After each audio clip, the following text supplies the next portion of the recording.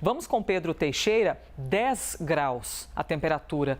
É esse o número que caiu em algumas cidades do sul do país. As equipes de resgate e salvamento que atuam nas áreas alagadas estão, lógico, preocupadas, não é, Pedro? Porque agora você ganha uma nova preocupação, um novo risco, que é a hipotermia.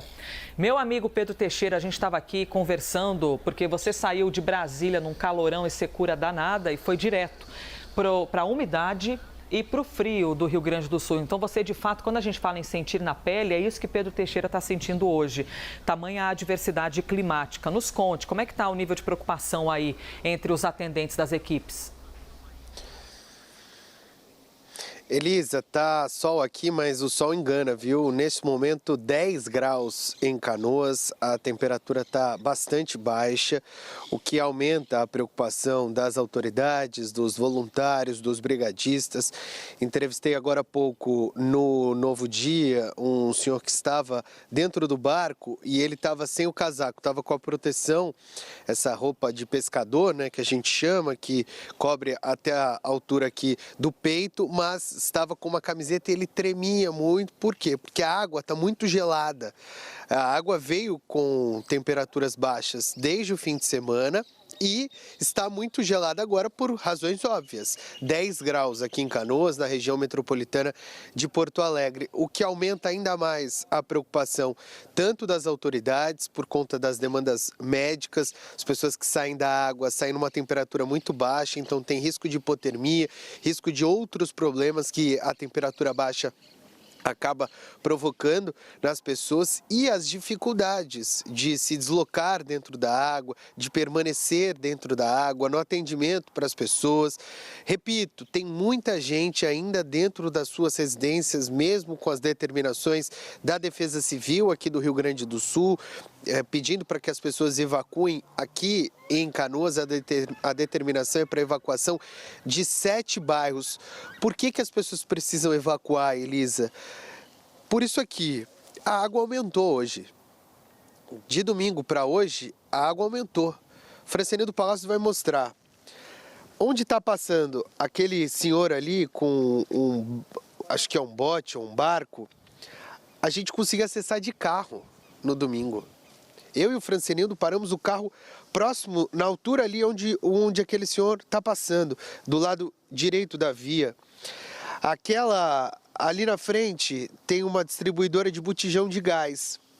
A altura da água estava em menos de 10 centímetros naquele local. Ela agora, nesse momento, está acima dos 40. Esse senhor que eu entrevistei, ele está permanecendo dentro da residência dele aqui no Mato Grande. E ele me disse que de ontem para hoje, a água subiu 60 centímetros dentro da casa dele. Do lado direito aqui, a gente pode caminhar nesse gramado que tem aqui nessa avenida até aquele poste. Eu fiz o link no sábado, a participação aqui na CNN, na altura ali daquele poste, Elisa. Então a água subiu muito aqui no Mato Grande e as autoridades estão reiterando essa mensagem de que a água deve subir entre hoje e amanhã. A máxima do Guaíba, ela deve ser superada, segundo as autoridades, já nas próximas horas. Tem máxima prevista para o nível do Guaíba de 5,40. E a gente está sentindo isso aqui, ó, dentro da água, Elisa. Me chamou muita atenção.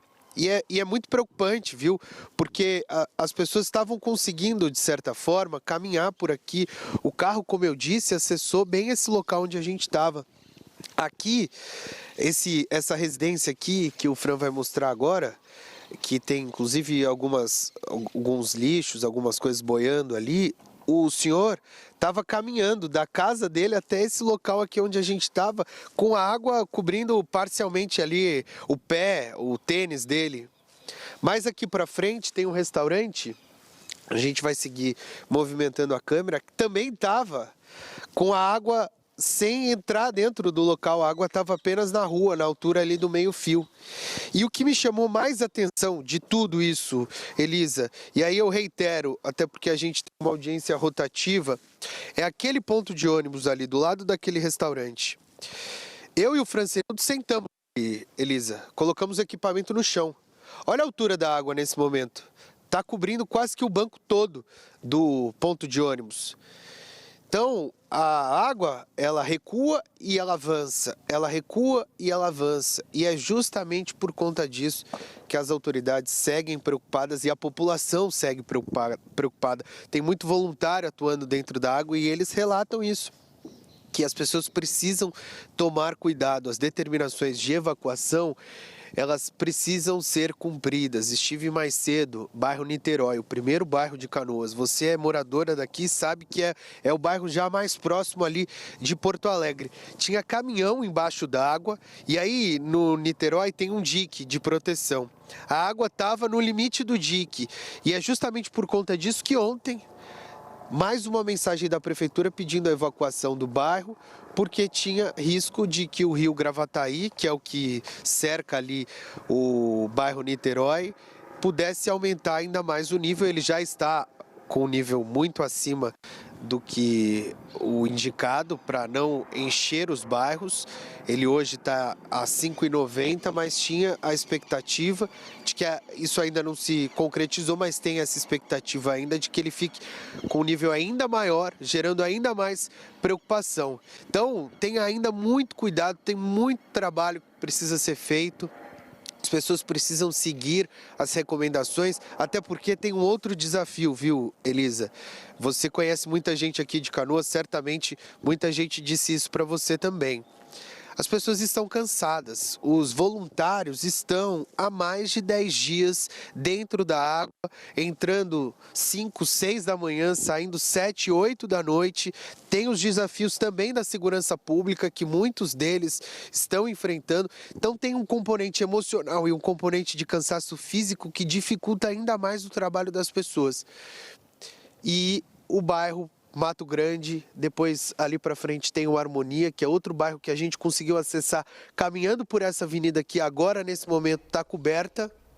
Eles estão inundados e cobertos e a água voltou a subir aqui na região de Canoas. Elisa. Pedro, a gente está aqui te acompanhando, imagens impressionantes que nós estamos vendo agora, é como se o rio...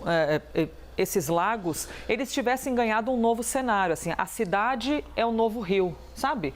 A cidade é agora o novo contorno terroso da cor desse rio, porque a água tomou conta de tudo e é muito provável que alguns moradores até tenham se questionado, e se essa água não baixa? Os meteorologistas já disseram pra gente que ela vai baixar, tá? Então, quanto a isso, a gente não precisa se apavorar. Isso aqui chama a nossa atenção, né, Pedro? A imagem está fechada agora, são umas borbulhas que estão subindo. Eu imagino que sejam o quê? Bueiros, que estão ali vertendo água, né? Também colocando água para fora. Peixe. Tem peixe. Peixe. Tem peixe aqui. É que vai ser difícil porque a água está muito escura, muito suja, tá? Mas vai ser difícil a gente, evidentemente, mostrar. Mas dá pra ver, eu Pedro, relato para você que tem peixe. A gente está conseguindo ver, sim, ali alguns peixinhos. É que eu falei borbulha de bueiro porque muitos bairros de Canoas, a água está saindo pelos bueiros. Então é muito comum que nós vejamos esse tipo de cena. Pedro Teixeira, agora dá para ver exatamente os peixes nadando por aí, Pedro. Que coisa maluca. É peixe. Que estava no rio, provavelmente. Aqui atrás do Mato Grande é o rio Jacuí, que eles vieram conhecer novos espaços. Tinha água, eles vieram nadar. E a gente está aqui no limite do bairro, viu, Elisa? Já quase na parte mais alta de Canoas. Então, esse aqui, no Mato Grande, é o espaço que a gente tem mais facilidade de acessar. O nível dentro do bairro da água é muito maior, mas os peixes estão aqui. E aqui estava seco. A gente entrou de carro aqui nesse local no último domingo. Paramos o carro aqui para descarregar os equipamentos. Nesse momento tem peixe, que é justamente esse cenário de que a água recua, mas ela volta a avançar, porque o nível ainda é muito alto, tem muita água. Então tem essas dificuldades. E aí, Elisa, relembrando uma expressão que muita gente tem dito aqui em Canoas e certamente em outros lugares aqui do Rio Grande do Sul. O rio conheceu novos lugares, ele ocupou novos espaços. Esse é o espaço do rio hoje, tanto é que tem peixe. É óbvio, como você bem ressaltou, os meteorologistas indicam que a água vai recuar, tem todo o fluxo dos rios que cercam aqui a cidade em direção ao Guaíba, depois a Lagoa dos Pássaros, enfim, para que escoe essa água toda, mas nesse momento esse é o lugar do rio, tanto é que tem peixes por aqui. Pedro, você está contando para a gente sobre o desgaste mental dos moradores aí do Rio Grande do Sul, né? Eu ouvi de um outro morador, ele disse assim, Elisa, eu tive de voltar ao trabalho, porque a minha empresa voltou a trabalhar, mas eu gostaria de ter ficado nas ruas ajudando a salvar mais gente. Pelo que você vê por aí, Pedro, ainda há moradores à espera de resgate ou essa etapa a gente já passou, essa etapa já ficou para trás de gente para ser resgatada? Tudo bem que há muitos moradores que não querem sair de casa, isso é uma outra questão, mas gente à espera de resgate, pelo que você tem ouvido, isso já foi zerado? Olha, segundo as autoridades, tem poucos casos. É difícil a gente estimar um percentual de pessoas que ainda precisam deixar as residências. Elas, na verdade, precisam porque em determinado momento elas optaram por ficar dentro das suas casas. O número de casos de pessoas resgatadas, pelo menos nos vários pontos aqui de resgate, de operação, tanto dos voluntários como também das autoridades, é muito pequeno. Acontece o seguinte, como a gente registrou no Novo Dia.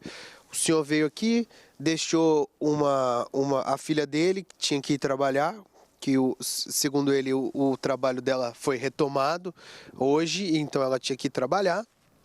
Ele volta para casa, mas é um fluxo de pessoas que estão ainda dentro das residências. Tem muito resgate, especialmente no Matias Velho, que é um bairro muito grande aqui de Canoas, de animais, viu? Eles ainda assim, nesse momento, tem muito cachorro, gato, pássaro, cavalo, porco, está sendo resgatado, especialmente lá no Matias Velho. No viaduto do Matias Velho tem um fluxo muito grande, ali pelo menos 500, 600 cachorros são resgatados todos os dias. No abrigo ao lado do viaduto.